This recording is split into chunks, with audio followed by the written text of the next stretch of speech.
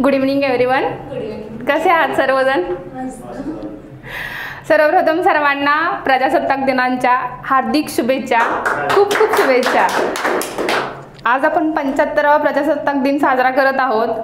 तर आपण हा दिवस पाहतोय त्या महापुरुषामुळे जे आपल्या आयुष्यात आले. त्यांनी आपल्याला हे राईट्स दिले की आपण इथं उभा राहून हा प्रजासत्ताक दिन साजरा करू शकतोय. आपले राईट्स जे मिळाले त्यांच्याकडून आपल्याला त्याचा वापर आपण करतोय आपल्या आयुष्यात.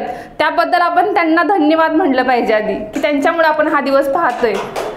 सेकंड, आज जे सरांनी राईट्सबद्दल सांगितले ते त्या गोष्टीशीच रिलेटेड आहेत की आपल्या आयुष्यात आपल्याला भरपूर राईट्स असतात सगळ्या गोष्टीचे की आपण त्याचा वापर करून आपल्या आयुष्यात आपल्या बिझनेसमध्ये पण आपल्या त्या गोष्टीचा वापर करू शकतो.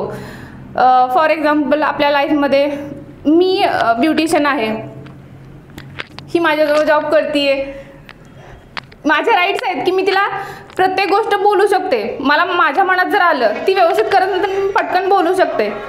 पण हे राईट्स मी तिच्यावर गाजवण्याच्या आधी मी स्वतः पाहिलं पाहिजे की ती योग्य करते की अयोग्य करते. तिला तिच्या ड्युटीज तिला सांगितल्या पाहिजेत, समजावून सांगितल्या पाहिजेत की तिनं काय करायचं काय नाही.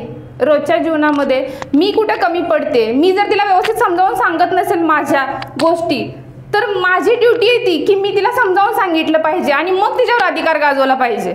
त्यामुळे ह्या गोष्टी आपण समजलं पाहिजे की आपले राईट्स काय आहेत आणि अधिकार कोणत्या गोष्टीवर गाजवला पाहिजे. माझा मुलगा आहे रोहित, 12th शिकतो. तो जर अभ्यास करत नसेल, सरांनी जसं सांगितलं की जर आपला मुलगा जर आपण अभ्यास करत नसेल तर आपण त्याच्यासमोर 2 तास बसलो नाही, समजलं नाही त्याला, तर आपण समजू शकतो का की तो अभ्यास करेल नाही करेल. आपण त्याला म्हणतोय अभ्यास कर, मी तुला सगळ्या गोष्टी पुरवते, तर तू अभ्यास का करत नाहीस. मग ह्या गोष्टीचा आपण स्वतः विचार केला पाहिजे की आपण काय करतोय. आपण त्याला वेळ देतोय का, आपण त्याला विचारतोय का बाळा तू अभ्यास करतोयस का नाही, तू कोणत्या कोणत्या गोष्टीवर स्टडी करतोयस, तुझा सिलेबस काय आहे, आज तू काय केलंस. ह्या गोष्टी जर आपण त्याला विचारू शकत नसेल तर आपला काही अधिकार नाही त्याला बोलायचा की तू स्टडी कर, तू एवढे पर्सेंटेज पाड.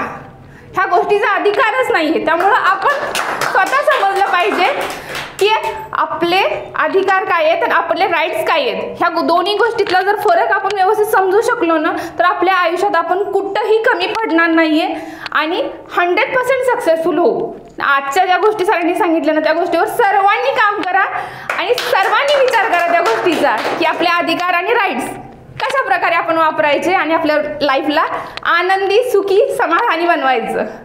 मी 2 महिन्यापासून इथं येते सरांच्या जवळ क्लासला.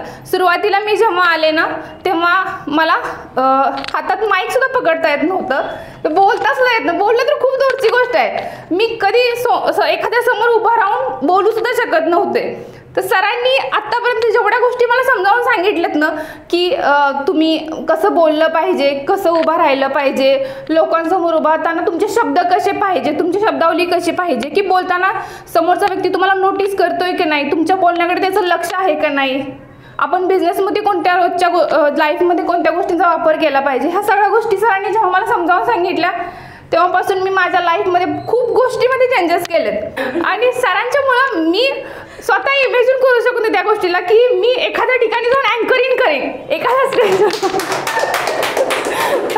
एका कार्यक्रमात जाऊन अँकरिंग केलं आणि त्याच्यानंतर आज एवढे चेंजेस आहेत की सरांच्या कृपेमुळे मी माझ्या जयश्री ब्युटी केअरची 2nd ब्रँच चालू करत आहे 1 तारखेला. आणि ह्या सगळ्या गोष्टी मी समजलेत की आपले अधिकार आणि राईट्स यामधला फरक काय असतो ना.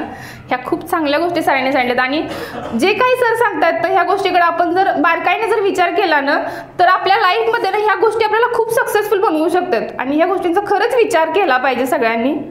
मीही करते, तुम्हीही करा. इथेच थांबते. जय हिंद, जय महाराष्ट्र.